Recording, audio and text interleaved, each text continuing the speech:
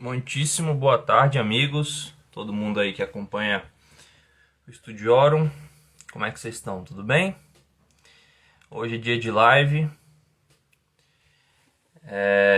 Diferente das nossas lives habituais, que é mais ou menos à noite. A live de hoje vai ser agora no período da tarde, porque o convidado é europeu. Brincadeira, na verdade ele é carioca. Mas ele tá na Europa. Então, por isso que a live tá sendo agora à tarde, pessoal. Mas vamos lá. Ele já entrou, já tô vendo aqui que ele entrou. Eu vou mandar o convite dessa live pra todo mundo aqui na minha lista de contatos. Pessoal, qual que é o tema da live de hoje, né? Eu vou comentar aqui e vou, como é que fala, meu Deus? Fixar o comentário, mas o tema vai ser a arte do período do Renascimento, né? A gente vai falar um pouco sobre o Renascimento, o que o Renascimento significou, né, em termos de cultura ocidental, se ele, enfim, né, causou muita ruptura, se ele foi uma espécie de transição, o Renascimento foi, né? Tô mandando aqui para todo mundo. Quem for entrando aí, por favor, também vai fazendo isso. Pega aí na sua direita inferior, tem uma setinha. E aí você clica nela, vai aparecer todos os seus contatos e você vai mandando para todo mundo, para a galera poder saber que a gente tá fazendo live aqui, beleza? Vamos lá, o Douglas aqui já requisitou o acesso, vou aceitar. Eu já aceitei, vamos ver se ele consegue entrar.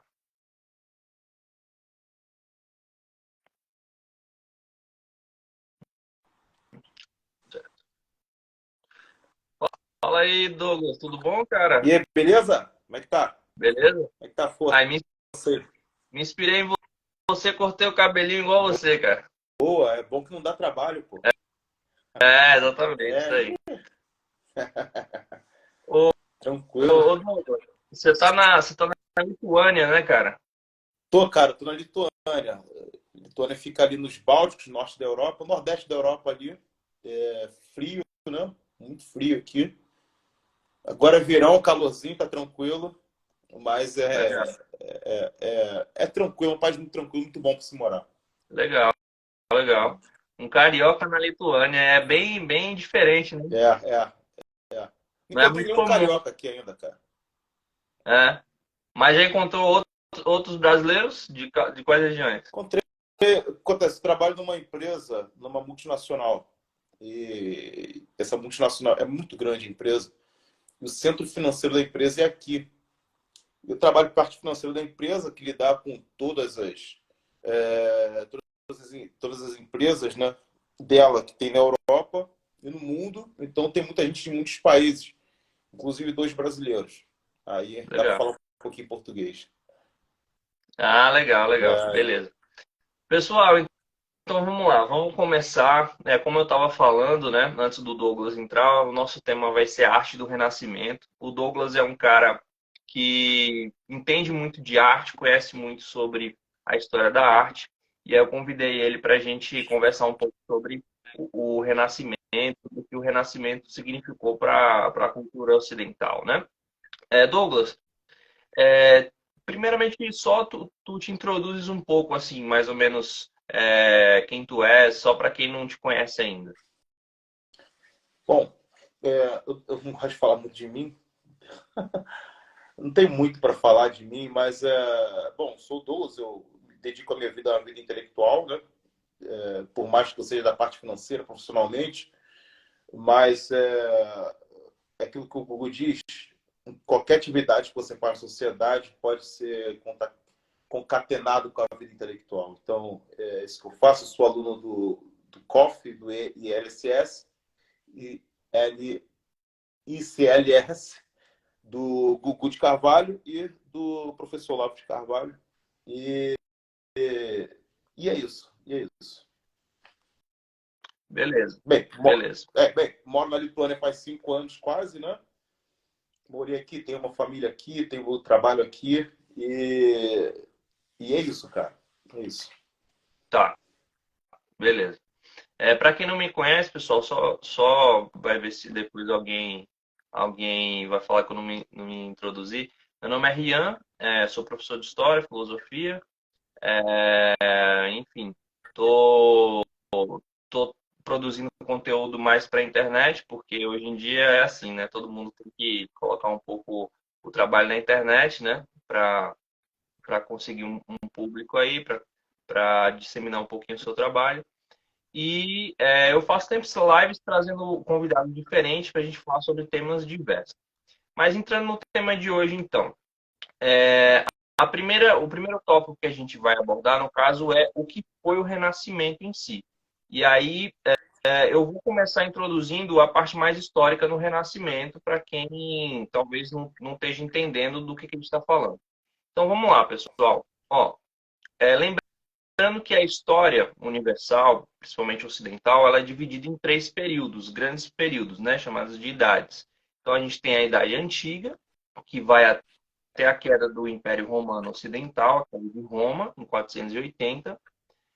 Depois a gente tem aí o período da Idade Média, que vai até a queda de Constantinopla, em 1453. E depois a gente tem a Idade Moderna. O Renascimento, ele acontece na transição do século XV para o século XVI, 1400 e bolinha até 1500 e bolinha, e é um período justamente que está havendo a modificação de toda a mentalidade, de toda a estrutura que existia na Idade Média, que é conhecida como a Idade da Fé. Então, a Idade Média é conhecida como a Idade da Fé, onde a preponderância era das grandes religiões mundiais, o islamismo, o cristianismo, né? E o Renascimento ele começa a dar início a essa nova etapa da nossa história, que é a Idade Moderna, conhecida como a Idade da Razão, certo? Douglas, uma das filosofias assim que é mais associada, que a gente mais conhece dentro desse tema do Renascimento, né, que mais se fala é a questão do humanismo.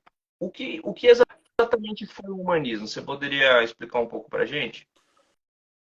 Bem, é interessante na questão do Renascimento, que tiveram vários renascimentos, na verdade, na Idade Média mesmo, né? Então, o Renascimento que a gente conhece, o Renascimento humanista foi só mais um, né? Então, você tem o Renascimento carolíngio, que é do Carlos Magno. Dizem que depois de Carlos Magno, depois de algumas gerações, ali, a gente tem uma ascensão dos germânicos com a dinastia otoniana. E depois tem a escolástica, que dizem que foi mais um renascimento. Teve aquele surgimento das grandes cidades, da Universidade de Paris, etc. E você tem o grande renascimento humanista, né? que na verdade é humanista Há uma discussão nisso, cara. Porque uns dizem que na arte é o renascimento naturalista, outros humanista. Eu me inclino mais para a questão humanista, porque de naturalismo não tem muita coisa. O humanismo foi, na verdade, uma troca de papo, uma mudança de assunto. Eles mudaram de assunto, do nada. Ou seja, tudo aquilo que era relacionado à graça, a Deus, à religião, não foi refutado. Foi mudado simplesmente porque surgiu um grande interesse pela matematização de todas as coisas. O que seria essa matematização de todas as coisas? Uma coisa que o Wolfgang Schmidt chama de bifurcação. Ele divide bifurcação, essa fronteira que separa a época medieval para o humanismo. Ele chama essa de bifurcação de, primeiro, a matéria-prima, que é coisa em si, ou seja, a natureza, a pessoa, o animal, o gato em si, e a matéria segunda, que é a matematização da natureza, a matematização do animal, do gato. E essa matéria-prima, que era do interesse da ciência medieval, principalmente da escolástica, ela acaba sendo jogada na lata do lixo para dar voz, para dar uma ênfase para a matéria secunda, que é a matematização de todas as coisas. Então, por exemplo, se a gente relaciona isso à questão do humanismo, por que é o humanismo? Porque as operações matemáticas são operações mentais. Então, quando toda a ciência, toda a inteligência, toda a razão era admitida na Idade Média, que era vinda do Logos, era vinda do Logos divino, agora no humanismo, tudo e qualquer tipo de raciocínio, inteligência e conhecimento vinha puramente, essa epistemologia vinha puramente de operações racionais, humano. Ou seja, o homem se torna o centro do universo, que na verdade sempre foi o centro do universo durante a Idade Média. Porém, o ser humano era o centro do universo porque Deus criou o homem criou o mundo para o ser humano. Ele era o centro do universo, mas que era o soberano era Deus, sempre foi Deus. Agora, no humanismo, o ser humano é o centro do universo e o soberano de todas as coisas também. Né? Então, por Interessante, isso é o humanismo. interessante porque o Jacques Legoff ele tem uma frase que ele fala, se não me engano a frase é dele, que ele fala assim, que ou é dele ou é do Etienne Gilson, que a Idade Média era Deus mais o homem, era antropo e tel ao mesmo tempo, né? O Cristo, que é ao mesmo tempo Deus e ao mesmo tempo homem. Enquanto que o Renascimento é só o homem. Então, o Renascimento, quando ele digamos assim, humaniza demais, na verdade, ele não está inventando algo novo. Na Idade Média já tinha, digamos assim, o enfoque no ser humano, só que ele apenas tira a parte sagrada, né? A parte divina da coisa, né? Mas uma coisa que deve gerar um pouco de estranhamento, Douglas, em quem tá ouvindo o que a gente está falando, é porque, assim, quando a gente vai estudar a história da arte, a gente percebe que esse período da arte renascentista, ele surge fortemente na Itália. É óbvio que não era a Itália de hoje em dia, não era um país unificado, haviam vários reinos, né, principados É uma ali. bagunça, Coelho. É uma bagunça.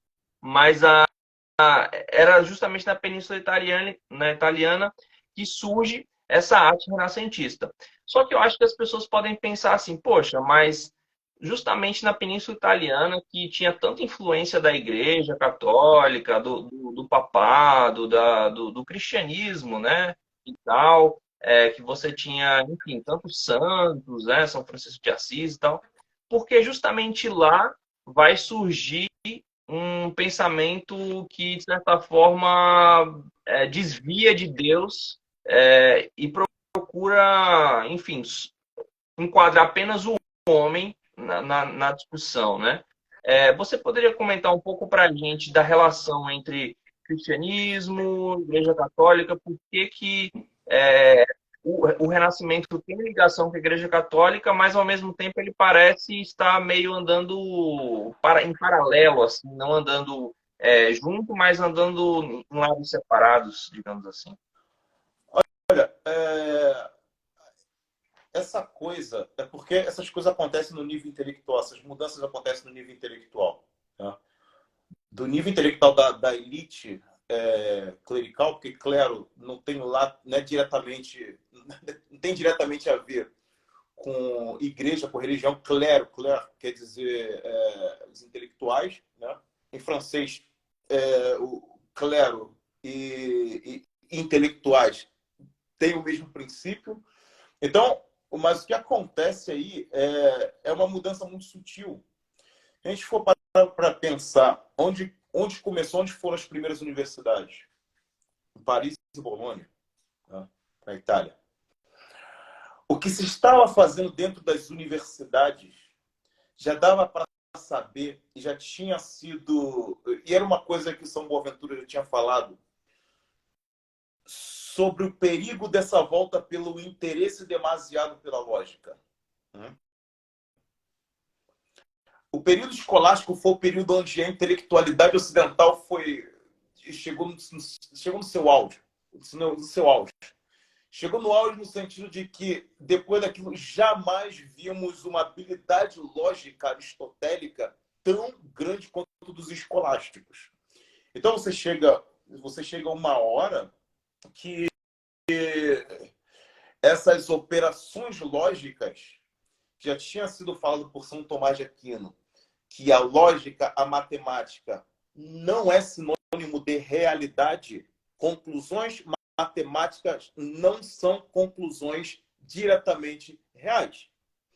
De alguma forma, você acaba levando uma confusão nas proposições criadas logicamente, no sentido de que, olha, o que a gente está fazendo com a lógica é ajudar a compreender a realidade? Não. É ajudar a dizer o que é a realidade. E aí está o problema de tudo. Quando eles começaram a dizer o que é a realidade, eles começaram a refutar teologias cristãs, que já estavam sólidas dentro da igreja. E quando eles começam a fazer isso, obviamente, como você disse, eles começam a andar paralelamente. E começam a surgir outros interesses. E quando surgem outros interesses, isso vai implicar na cultura também. Então, se expande na França, em toda essa cultura, toda essa apuração lógica, esse interesse pela lógica. De Bolonha, a mesma coisa, acontece isso. Isso vai implicar, obviamente, na arte. Obviamente, na arte e na cultura local. Isso vai refletir na arte. Porque isso vai virar quando chega no âmbito social, isso vai virar um hábito mental. Aquilo que o Panofsky chama de hábito mental. Né?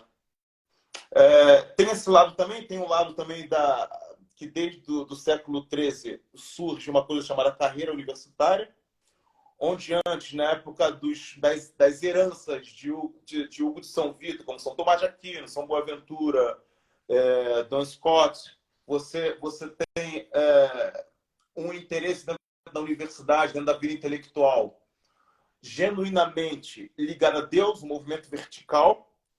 E quando, em 1213, o Papa Inocêncio III, me parece, ele declara que vai começar a haver carreiras universitárias. Então, o interesse que era vertical, genuinamente para descobrir a verdade na vida intelectual dentro da universidade, troca de interesse. E qual é o interesse agora? Ter uma carreira. E quando você troca o interesse pela verdade por interesse de uma carreira, começa a surgir muitas pragas anticristãs dentro da sociedade em si. Entende? Então, eu acho que isso é o princípio de tudo. Quando chega no humanismo, essa coisa já está bem aflorada. Tem também a questão da ascensão da burguesia, que a Regine Pernod assenta muito bem essa questão, mas aí a gente deixa para outro. Só vai levar muito tempo aqui falando disso. Entendi. Não, beleza. Olha, ouvindo você falando, eu lembrei de um livro que foi lançado recentemente, agora não vou me lembrar se a autora é a Gertrude Himmelblau, meu Deus do céu. Mas eu não vou me lembrar o nome da autora, depois eu posso pesquisar. É um livro americano, lançado recentemente agora nos Estados Unidos da América, falando sobre como duas culturas têm andado assim, em desconexão na América. Praticamente pessoas que vivem com uma mentalidade, entre aspas, fundamentalista, conservadora, religiosa, cristã, e outras pessoas que vivem com uma mentalidade totalmente avessa, totalmente diferente, outra coisa, a mentalidade científica, materialista, tal. E ela fala como essas duas culturas elas andam como assim, uma do lado da outra, mas uma não enxerga a outra, como que a outra, um não consegue entender o outro lado. Os dois estão alienados na sua própria cultura, cada um só enxerga a sua própria cultura. E pelo que você estava falando, é como se essa bifurcação ela começasse a existir no Renascimento. Então você tem esse pessoal que quer se interessar, digamos assim, por uma cultura secular. Vamos introduzir temas seculares que não dependam de religião, não dependam de nada. Vamos falar só de poesia e arte, a arte pela arte. e deixar a religião para outro lado. Então começa essa dupla cultura, digamos assim, essa dupla mentalidade. É, a partir daí, quando isso se transforma realmente em arte, em pintura, escultura e tal, isso passa a empobrecer ou enriquecer a arte ocidental, Douglas? Arte sacra, você quer dizer arte Arte sacra. ocidental ou arte sacra? Arte sacra. É, Sim. Porque até que aí que- a arte ocidental era arte sacra. isso, Você está certíssimo. isso.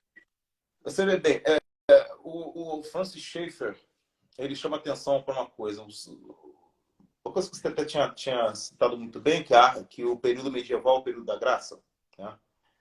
E o Francis Schaeffer coloca o período humanista, o período da natureza. Por que o Francis Schaeffer diz isso? Se você pega uma arte medieval, os ícones das artes medievais têm um outro tipo de beleza. Uma beleza hierárquica baseada na sua importância sacra. As figuras mais sagradas são maiores, as menos sagradas vão ficando menores. E as que não são sagradas são apenas personagens da cena, elas são personagens pequenos. Quando essa cena está retratando uma cena sacra, todas elas vão retratar uma cena sacra, eles vão ter muito cuidado de colocar uma paisagem atrás, todo em dourado. Porque é o símbolo mais rico que um medieval poderia conceber para expressar algo do sagrado. O dourado. Quando chega em Giotto, já os primeiros humanistas, os primeiros renascentistas, ele já começa a colocar na paisagem certos elementos da natureza, que não existia no período medieval. E uma preocupação em assentar esses elementos da natureza matematicamente corretos dentro de uma perspectiva que são matematicamente calculados. Então, o símbolo do dourado como uma expressão de uma cena sacra da mais importante que o artista pudesse expressar, já sai de cena para entrar na natureza.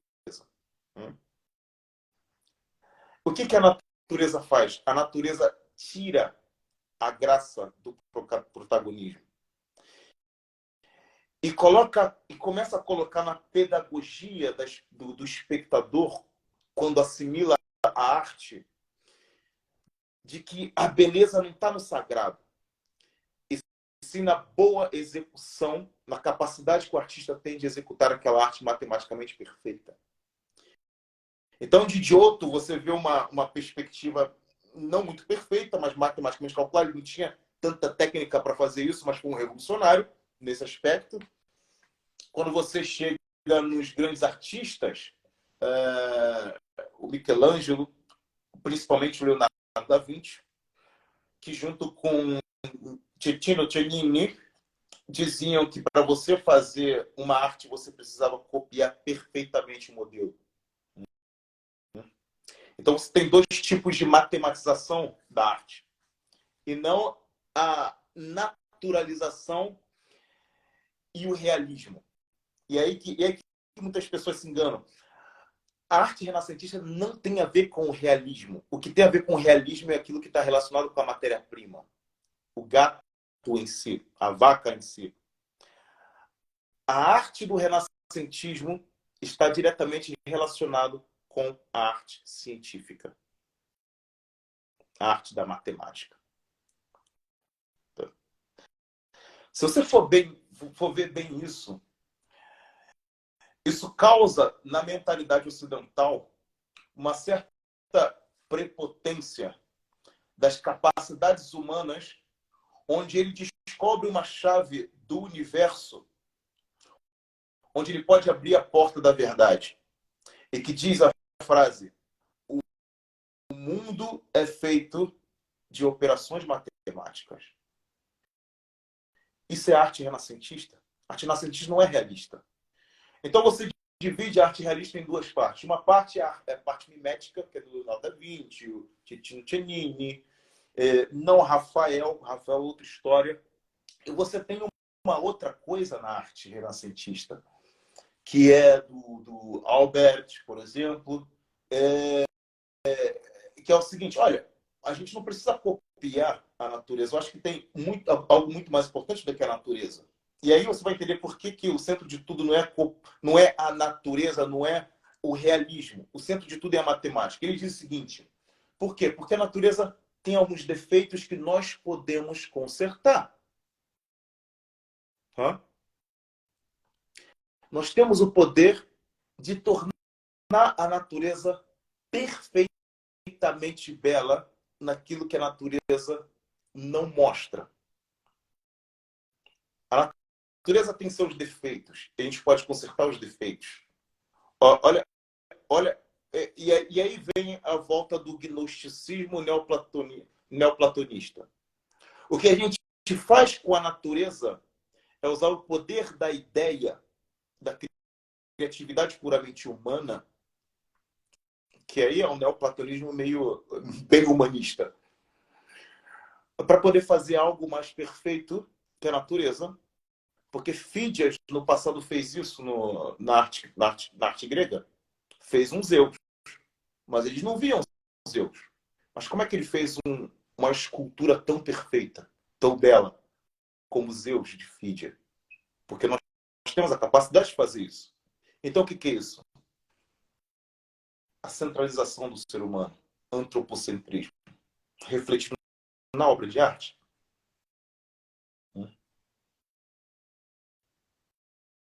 Entendi. Tá. Enquanto você estava falando, eu estava aqui, a mente estava associando várias coisas ao mesmo tempo. Eu estava lembrando que é nesse momento que a educação também vai se transformando muito, né, nesse período do Renascimento. E você estava falando, por exemplo, que a arte renascentista ela é uma arte científica, né? E, de fato, se a gente for parar para pensar na relação de arte e ciência, os cientistas, eles, digamos assim, se utilizam muito de elementos de descrição artística da realidade com esses parâmetros matemáticos, né? Para poder, enfim, dar continuidade aos seus estudos e tal. De fato, esse cientificismo começa a incidir bastante na educação e realmente é uma nova cultura que passa a ser criada, né? A partir do aristotelismo, né? É porque é o seguinte, é, em 1520 e pouco, a partir de 1520, os novos artistas começaram a perceber o seguinte: olha, a gente fez uma descoberta incrível aqui. O Leonardo na música, agora a música tem harmonia, blá blá blá. Leonardo da Vinci, o Michelangelo. Só que a arte ficou tão presa à matematização que eles começaram a voltar para o seguinte: ei, o que é arte? O que é arte? O que é artista? A arte é uma atividade do espírito que é produzida para compartilhar aquilo que você tem no espírito com outras pessoas. Então, se é uma criação que vem do espírito humano, ele precisa da liberdade criativa. E, cara, isso é a discussão que vem em toda a história da arte. E você precisa de uma liberdade criativa. Você pensa o seguinte: a matemática, a matemática, 2 mais 2 é uma criação da mente humana? É uma criação do espírito humano? Não. 2 mais 2 independe de mim, de você. Depende da nossa opinião. 2 mais 2 está em algum lugar chamado de realidade abstrata. Então, não depende da minha mente. Se não depende da minha mente, é uma coisa que é objetiva a mim. E priva a minha liberdade de criação, porque eu não posso criar 2 mais 2, 5. Eu não posso violar isso. Então, a matemática começa a violar a liberdade criativa do artista, porque ele vai ter que obedecer certas regras. E eles começaram a perceber o seguinte: olha, a matemática está ocupando todo o espaço do espírito humano e a arte está perdendo a sua liberdade. E o artista perdendo a sua liberdade criativa. Essa arte do Renascimento começa a não ser uma atividade do espírito. E aí vem um período chamado maneirista, que é a semente para uma coisa onde eles conseguem alcançar, eles conseguem explorar mais essa matematização, mais liberdade. Acho que foram os maiores gênios, que é uma semente do barroco. Entendeu? Tem essas reações na arte, né? Por isso que a arte se esgota, né? Entendi. Mas qual que é a diferença assim essencial entre maneirismo e barroco? Poderia explicar para a gente? É que o maneirismo, quando vem para poder resolver esse problema do Renascimento, ele resgata muita coisa de Marsilio Ficino, de Lomaso, uma coisa entre o neoplatonismo, o platonismo e o aristotelismo. E eles começam a ficar muito livres. Começa a ficar uma coisa muito caótica. Holbein metendo uma caveira toda torta no meio da arte. Tem muita coisa muito louca acontecendo no maneirismo. Né? Eles mudam totalmente. Quando eles falam, olha, vamos mudar a composição do horizontal para o vertical, para a gente voltar um pouco à era medieval, da sacralização da arte. Mas eles bagunçam muito, pô. Então, o barroco vem para dar uma arrumada na coisa. Olha, vamos voltar um pouquinho pelo menos para a imitação do real, porque isso aqui está muito zoado. Entendeu? Mas vamos tentar voltar para o real com mais liberdade, não cometer o mesmo erro dos renascentistas. E essa é a diferença. A diferença é essa. Ele veio dar uma arrumada. Depois o barroco começa a bagunçar de novo, o neoclassicista vem para dar uma arrumada geral e bota um academicismo no neoclassicismo. E depois os romancistas bagunçam tudo de novo, depois é só bagunça, coisas impressionistas. Aí depois zoam tudo, né? A liberdade fica demais. Entendi, entendi. Ô Douglas, entrando agora numa questão mais, digamos, teológica, né? A gente percebe que no Renascimento se fala muito que se buscou a mitologia antiga, a mitologia clássica, então tem bastante representação de temas, não só, como você falou, né, que a representação medieval ela buscava cenas sacras, colocava o dourado por trás, porque era o transcendente e tal.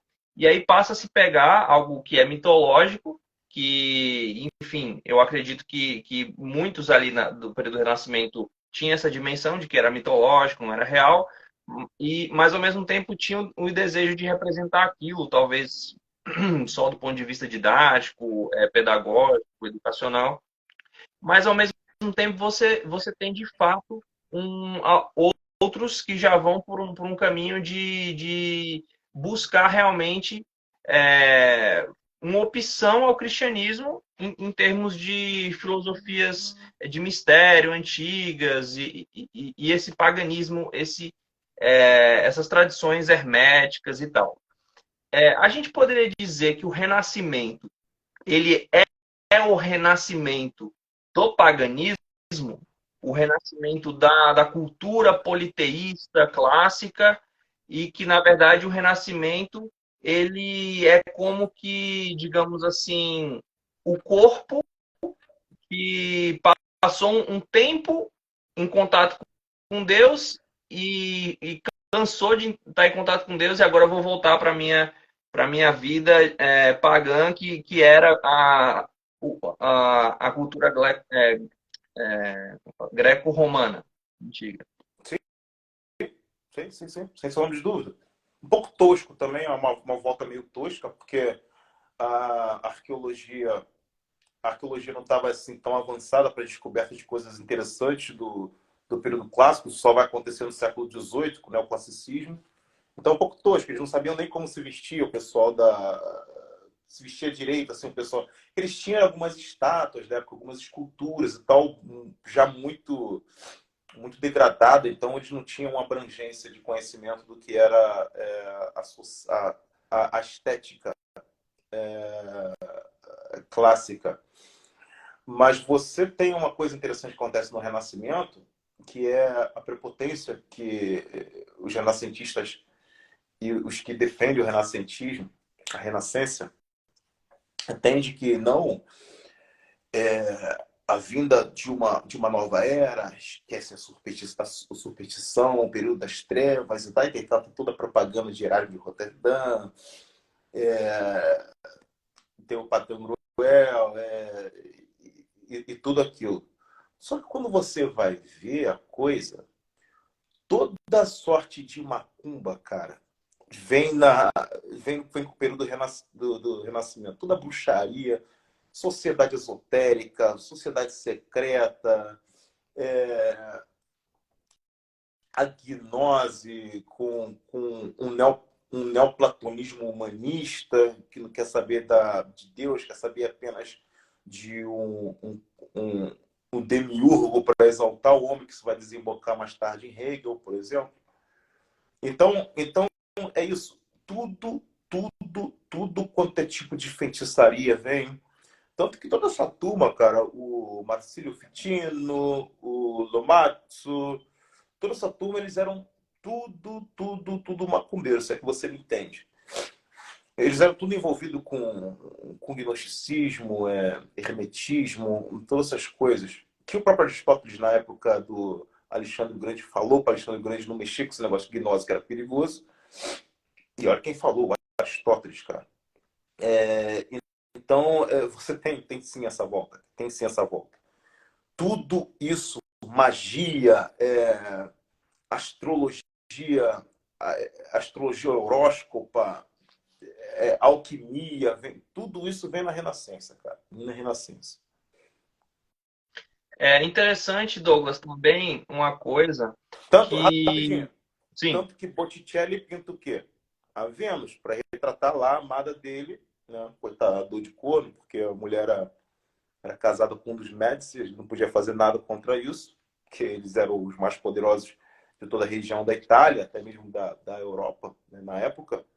E a Primavera, que foi o negocinho de divulgação que coloquei hoje, quadro de divulgação, figura, né? Tem toda sorte de deuses pagãos ali, greco-romano, né? Então vem pesado, cara. Vem junto com a arte pictórica e tudo isso de uma forma muito grande, muito radical, de uma hora para outra. Tudo misturado, né? Mais tarde interessante. isso vai se refletir na corte do Luís XIV. O cara construiu Versalhes. Se você vê Versalhes, é uma mistura de cristianismo, tem uma capela dentro, depois tem uma estátua de deuses pagãos lá de fora. É isso. Interessante. É um sincretismo, digamos assim, né? É um secretismo não oficial, né? Não oficial. É interessante que justamente nessa época surge uma... Deixa eu só ver o comentário aqui, o Diego comentou assim, a maior parte dos livros publicados a partir do século XIII eram sobre alquimia. Exatamente. Um Interessante, grande né? estudioso. O Diego é aluno do Gugu também, do Olavo de Carvalho. Grande estudioso. Sabe o que está falando. Legal. Valeu, Diego, a sua participação. Então, o que eu estava falando é o seguinte: é nessa época que o pessoal começa a revisitar as fontes, né? Como você falou, a arqueologia ela não estava desenvolvida. Falou muito bem. Então, assim, não tinha como pegar objetos e escavações, que a arqueologia ela está fundamentada em escavações. Você tem que chegar até os objetos que estão lá enterrados e você tira aquele objeto e começa a estudar ele. Só que você já tinha algo que não é arqueologia, que é diferente de arqueologia, mas que já existia ali, que era a filologia. São textos antigos. Então você pegava os textos antigos e estudava, isso aí estava preservado, dava para estudar e tal. E aí você tem um interesse nessas fontes. assim, os textos originais da Bíblia, né? O original não era em latim, o original do Antigo Testamento também não era em grego, então não era língua clássica, era o quê? Era o hebreu, o hebraico. Então vamos estudar hebraico. E aí, nesse estudo do hebraico, o pessoal começa a se interessar pelas letras hebraicas e entra já na cabala, em conhecimentos místicos, cabalísticos, porque, por incrível que pareça, isso é uma coisa que as pessoas não, como é que eu posso dizer, jamais associariam, mas o judaísmo rabínico, né, e medieval, ele consegue pegar aquilo que tinha de paganismo da filosofia antiga e perpetuar ao longo da Idade Média.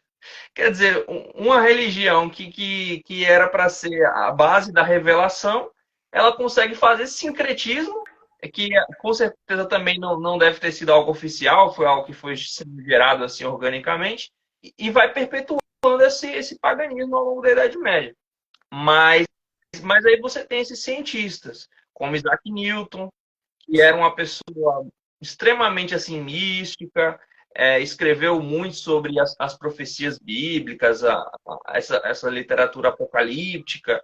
É óbvio que interpretação bíblica não é algo místico nesse sentido que a gente está falando, né? Não é algo esotérico. Mas, ao mesmo tempo, você tem muitas correntes gnósticas que pegam os trechos obscuros, digamos assim, de difícil interpretação, alegorias ali bíblicas, para justamente explorar conceitos esotéricos e tal. E aí você consegue perceber como isso perdura até hoje, porque você tem muitos cientistas hoje que, ao mesmo tempo, eles gostam de se envolver em religiões mais alternativas, em reuniões mais voltadas a coisas espiritualistas, de energia e tal.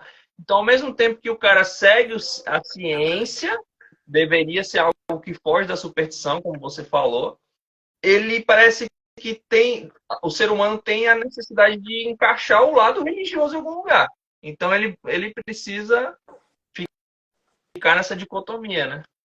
É, mas o problema, ó, eu vou te dizer uma coisa. O cartesianismo, a física mecânica, toda essa corrente racionalista e mecanicista. Olha, isso tudo é tudo operação de bruxaria. Tá? Então, eu acho até que não é que a ciência, o cientista acaba caindo nessa dicotomia. Ele está fazendo a mesma coisa. Toda essa coisa que desemboca no Kant, o sonho do Kant era o quê? O sonho do Kant era formar um mundo racionalista. Um mundo racional, tudo racional. Estado, leis, tudo, tudo. Moral, a própria religião, tudo racional. Né? Então, o que começa a existir não é mais uma ciência que busca a verdade de certas coisas. De certas coisas que vão ser úteis. É uma coisa diferente. É uma ciência que vai buscar coisas válidas. Por quê? Porque toda operação matemática não pode descobrir o que é a verdade das coisas. Ele vai sempre cair em proposições que vão ser não a verdade, mas vão ser proposições aceitas, válidas. Porque se você for puxar todas as filosofias dos grandes filósofos como Hegel e Kant, são filosofias sistemáticas, que são irrefutáveis. Você não vai refutar Kant. Por quê? Porque você vai sempre discutir Kant dentro do sistema kantiano. Então você nunca vai refutar Kant. Só que você começa a discutir o sistema kantiano, você começa a discutir o sistema hegeliano, você vai ver o seguinte, olha, chega a um certo ponto que ele vai chegar numa tensão. E qual é essa tensão? Ou ele admite o transcendente, ou ele admite Deus e volta para aquilo que os escolásticos já sabiam, ou o sistema deles acaba. O Hegel é isso, cara. O Hegel tenta elevar-se a Deus, a ser o Deus, porque ele é o conhecedor da história. O conhecedor da história é a concretude da realidade. Aquilo que leva a concretude da realidade na tensão na tensão dialética. A síntese é a concretude dessa tensão, está na história, e o conhecedor disso é o ser. Quem é? Que é o conhecedor disso? Hegel. Só que se você pega o sistema hegeliano, você vai chegar a um ponto que você ou admite aquele que determina a história, ou você vai chegar ao seguinte: você tem o espírito da história, que é hegeliano, que não determina absolutamente nada. Isso não determina absolutamente nada, você tem um problema. Nada existe. Só que o próprio Hegel existe. Então você tem que ter um determinador. Esse determinador tem que ser Deus. Você tem que voltar para a escolástica. Não tem outro jeito. Só que eles ignoram isso. Ignorando isso, o que acontece? Deixa a verdade para lá. Vamos fazer somente equações matemáticas. Isso é operação de bruxaria, cara. Isso é gnose pura. Eles não estão afim da realidade. Eles estão afim de destruir a realidade e colocar o conhecimento puro no lugar da realidade. O que é isso? Gnose. O que é nova era? É uma herança de toda essa gnose que se transformou em teosofia e depois no movimento Nova Era. O resgate do neopaganismo, você lembra ali no século XIX? Na Madame Blavatsky, tudo isso. Uhum, sim, Que é um fundamento sim. da arte moderna, inclusive, da arte de Pietro Mondrian, da arte eu esqueci o nome do russo agora, mas enfim. Entendi. Ô Douglas, perguntando uma coisa um pouco mais polêmica, assim.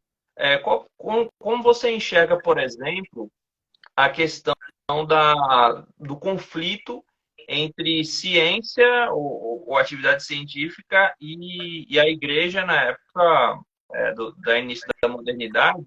Porque, assim, o senso comum, vou dizer o senso comum, não o que eu acredito, mas o senso comum a igreja começou a perceber que a ciência iria derrubar os dogmas da fé e a ciência iria, enfim, abrir os olhos das pessoas para que elas superassem a revelação.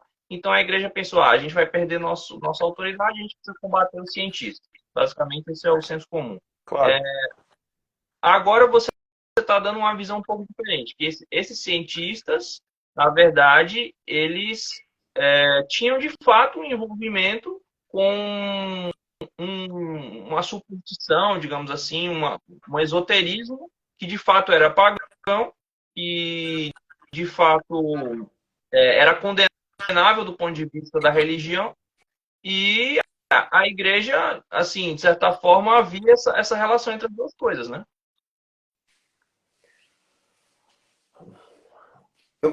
Podia ter gente da igreja ali que está com medo de perder a autoridade? Claro.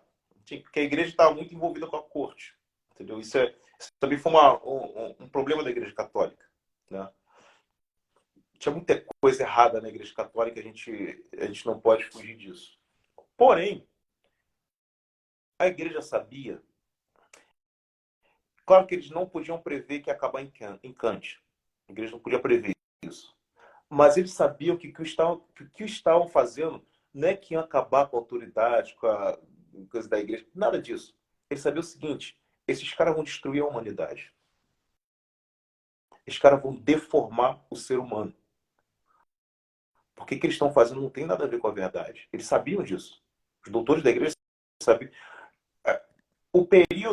Esse período é um período que divide gente de mente brilhante, brilhantíssima. Guilherme de Ockham tem muita culpa com tudo isso na modernidade. Se você pega o Guilherme de Ockham para ler, aquilo lá é uma sutileza impressionante. Entendeu? O subjetivismo de Ockham tem uma sutileza impressionante que nem Kant, ele não tem essa habilidade que ele tinha. Entendeu? Então, não tem nada a ver com a igreja querer preservar o poder dele. Nada a ver disso. A igreja sabia que aquilo ali ia dar ruim. O sistema heliocêntrico. Que, bom, o planeta gira em torno do Sol. Não existe, no espaço, não existe esse padrão.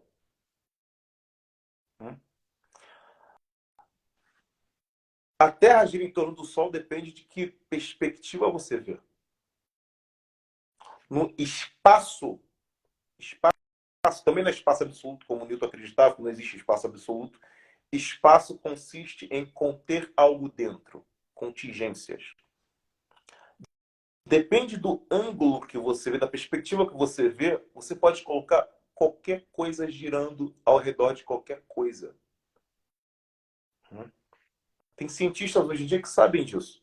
Porque todas essas coisas que aconteceram nessa bifurcação, tudo isso, Galileu, tudo isso, olha, essas coisas já foram desmascaradas hoje em dia. No século XX já está tudo desmascarado. Porque no século XX surgiram filósofos brilhantes, físicos brilhantes, surgiu a física quântica, surgiu filósofos como Xavier Zubiri, entendeu? Esses caras desmascararam tudo isso no século XX. Coisa que os escolásticos já sabiam. O que eles estavam fazendo é trocar a realidade em si, a coisa em si, pela matéria segunda. Tá todo mundo envenenado hoje em dia com esse vírus. Tá todo mundo contaminado, cara, com o vírus do racionalismo. E o que racionalismo conseguiu com isso? E você vê isso na expressão da arte pós-moderna. A morte da razão. Nada faz sentido. É isso que eles conseguiram. Você pega o existencialismo pós-guerra. Nada faz sentido. Aí Sartre vai e fala. A vida é um trágico enigma. Claro, pô. Vocês mataram a razão. Como? Achando que o mundo era tudo resolvido pela razão. A partir de quê? Positivismo e marxismo.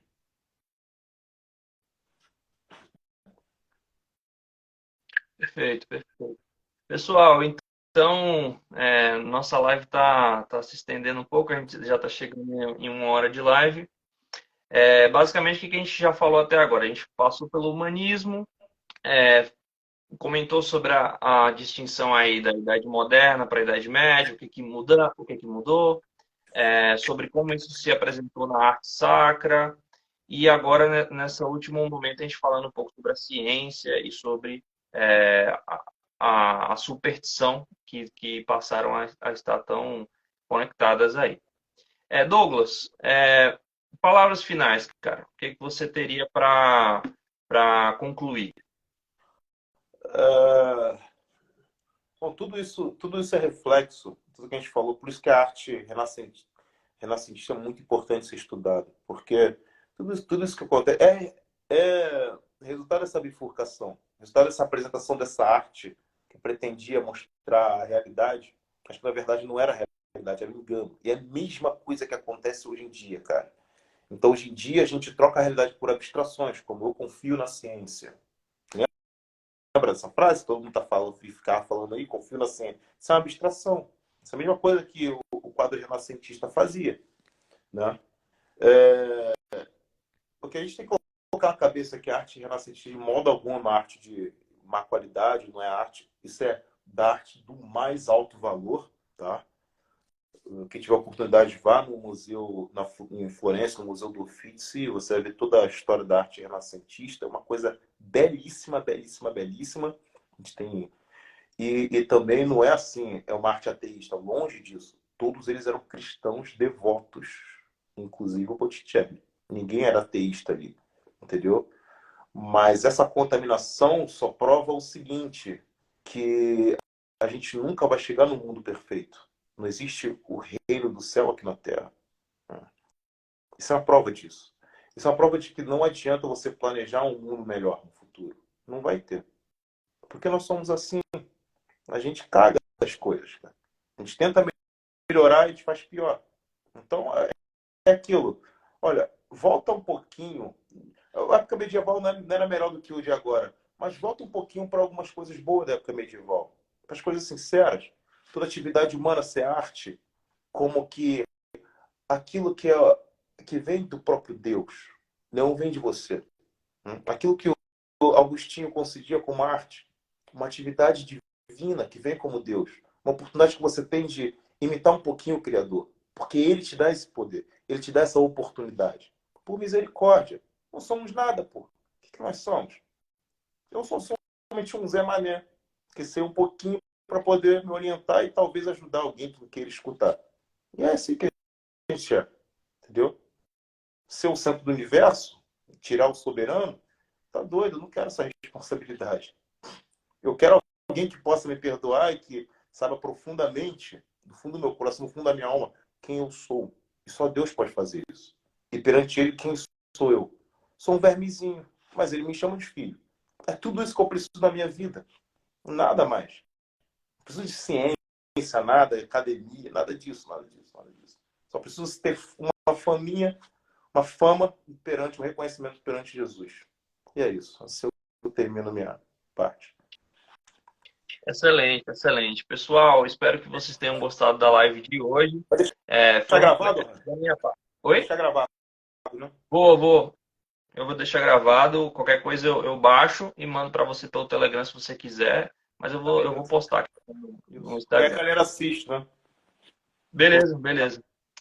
De minha parte, eu quero te agradecer, Douglas, por você ter aceitado o convite de para conversar um pouco aí com a gente. Sei A que hora que você tem um quiser. tempo aí um pouco corrido aí.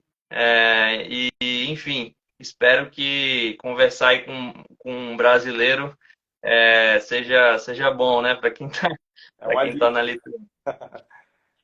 Valeu, amigo. Um abraço, hein? Um Estamos abraço. juntos. Muito obrigado, cara. Fica com Deus. Tudo de bom.